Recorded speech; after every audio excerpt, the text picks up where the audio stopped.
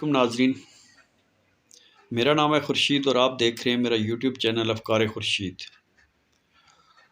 ناظرین، آج میں رمضان المبارک کے حوالے سے آپ کو تقریباً 13 فائدے بتاؤں گا روزے کے، یعنی روزے کی فضیلت کے سلسلہ میں 13 فائدے جو حدیث سے ثابت ہیں وہ میں آپ کو بتاؤں گا۔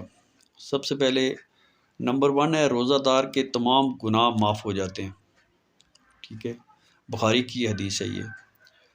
نمبر 2، روزے کا ثواب اللہ نے اپنے ذمہ لیا ہے، اللہ تعالیٰ کہتا ہے کہ روزہ میرے لیے ہے اور میں ہی اس کی جزا دوں گا۔ نمبر 3، روزے کے برابر کوئی چیز نہیں ہے، یعنی روزہ اتنا وزنی ہے، روزے کا ثواب اتنا زیادہ ہے کہ اس کے برابر کوئی چیز نہیں ہے، یہ صحیح ترغیب یہ ہے۔ نمبر 4، روزے دار کے لیے جنت کا وعدہ ہے، یعنی اس کے گناہ سارے بخش دیے جاتے ہیں اور اسے جنت نصیب ہوتی ہے۔ نمبر 5، روزہ دار شہداء کے ساتھ ہوں گے، صحیح ترغیب 1003 حدیث ہے کہ روزہ دار شہداء کے ساتھ ہوں گے، ماشاءاللہ سبحان اللہ۔ نمبر 6، روزے دار کے ہر عمل کا اجر 700 گنا تک بڑھا دیا جاتا ہے، مسلم کی حدیث ہے 1151، ابن ماجہ کی 1638 حدیث ہے کہ روزہ دار کے ہر عمل کا اجر 700 گنا تک بڑھا دیا جاتا ہے۔ نمبر 7، جنت کا دروازہ جس کا نام ہے ریان روزہ داروں کے لیے مخصوص ہے، کہ نہیں اس دروازے سے صرف اور صرف روزہ دار گزریں گے۔ نمبر 8، یہ بھی بخاری کی حدیث ہے، جو ریان دروازہ ہے یہ اس کے بارے میں بخاری کی حدیث ہے یہ۔ نمبر 8، ایک دن کا روزہ دوزخ کی آگ سے 70 سال دور کر دے گا، یعنی ایک روزہ، سبحان اللہ ماشاءاللہ الحمدللہ، ایک دن کا جو روزہ ہے، مسلم کی حدیث ہے 1153 اور بخاری کی 2840، ٹھیک ہے، یہ حدیث ہے، کہتا ہے کہ ایک دن کا روزہ دوزخ کی آگ سے 70 سال دور کر دے گا۔ ماشاءاللہ ہمارے اتنے اعمال نہیں ہے، اگر روزے کا ہی ہم فائدہ اٹھائیں تو کتنا ثواب کما سکتے ہیں۔ اس موقع سے فائدہ اٹھانا چاہیے، یہ فرصت کے لمحات ہیں، یہ قیمتی لمحات ہیں، ان کا ہمیں فائدہ اٹھانا چاہیے۔ نمبر 9، روزہ قیامت کے دن سفارش کرے گا، یہ بھی صحیح ترغیب کی ہے، 984 نمبر حدیث ہے، اور یہ کہتا ہے کہ روزہ قیامت کے دن سفارش کرے گا، کہ بندہ روزہ رکھے گا صحیح طریقے سے، اس کے لوازمات پورے کر کے رکھے گا تو اللہ تعالیٰ اس کو اتنا وہ دیا ہوا اختیار دیا ہوا ہے کہ یہ آپ کی سفارش کرے گا۔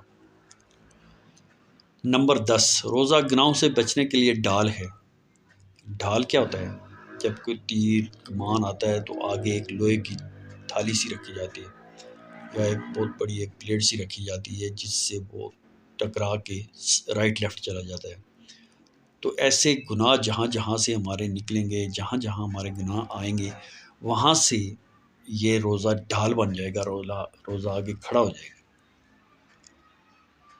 نمبر 11، روزے دار کی منہ کی بو کستوری سے زیادہ پاکیزہ ہے اور اللہ تعالیٰ کو زیادہ ہے، کستوری کی خوشبو سے زیادہ پسند ہے،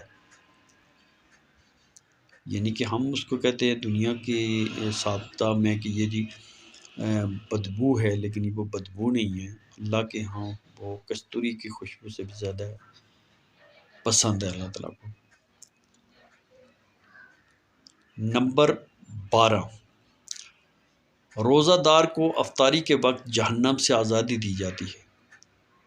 افطاری کے وقت، یہ تو ایک آپ کو پتہ ہے کہ افطاری کا وقت روزہ دار کے لیے 2 خوشیاں ہوتی ہیں، ایک اس کو افطاری کے وقت ملتی ہے اور دوسری اللہ تعالیٰ دے گا اس وقت جب اس کا اجر دے گا روزے کا۔ تو افطاری کے وقت اللہ تعالیٰ جہنم سے آزادی دیتا ہے، ابن ماجہ کی حدیث ہے یہ بھی۔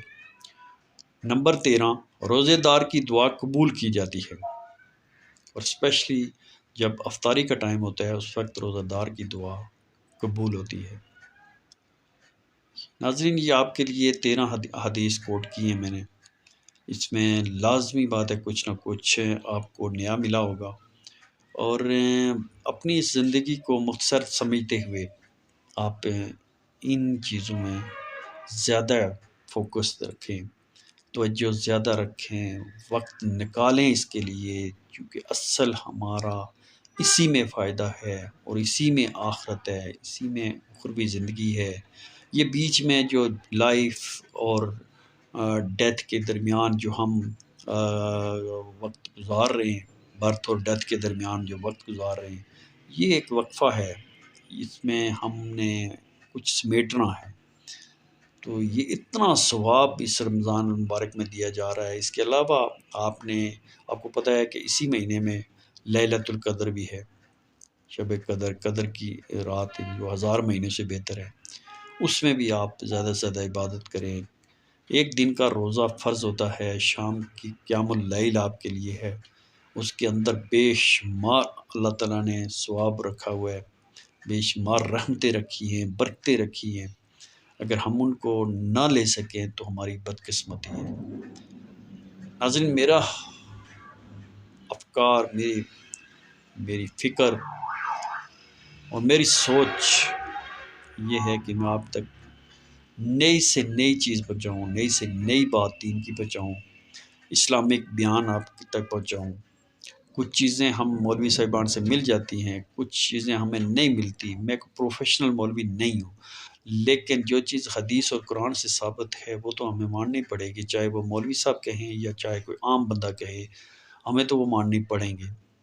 اور یہ چونکہ ہمارے پاس حدیث آج کے دور میں الحمدللہ قرآن اور حدیث بالکل صحیح طریقے سے ہر بندے تک پہنچ سکتی ہے، بشرطے کہ وہ اس کا تجسس رکھے، اس کے اندر ایک حس ہو، اس کو سمجھنے کی سوچ ہو، شوق ہو، لگن ہو، تو پھر یہ انسان کے لیے اب وہ آؤٹ آف ریچ نہیں ہے، پہنچ سے دور نہیں ہے چیزیں، لیکن ہمارا فوکس نہیں ہوتا ہے۔ وہی چیزیں کچھ جو آج سے 40 سال 50 سال پہلے ہم نے امام صاحبان سے سنی ہے، وہی چیزیں ریپیٹ ہوتی جاتی ہیں، جبکہ قرآن اور حدیث کی حدیث آپ دیکھیں تو اتنا کوئی مختصر نہیں ہے، ایک کمپلیٹ کوڈ آف لائف ہے۔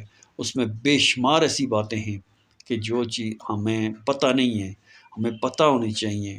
ہمیں عذاب کا بھی پتہ ہونا چاہیے، اس کے ساتھ ساتھ ہمیں ثواب کا بھی پتہ ہونا چاہیے۔ ہمیں یہ بھی پتہ ہونا چاہیے ہمیں دعا کیسے مانگنی ہے، ہمیں یہ بھی پتہ ہونا چاہیے کہ حدیث ہے کیا۔ جب تک کسی چیز کی امپورٹینس ہمیں پتہ نہیں ہوگی تو ہم اس میں اس طریقے سے دل لگا کے نہیں کر سکتے۔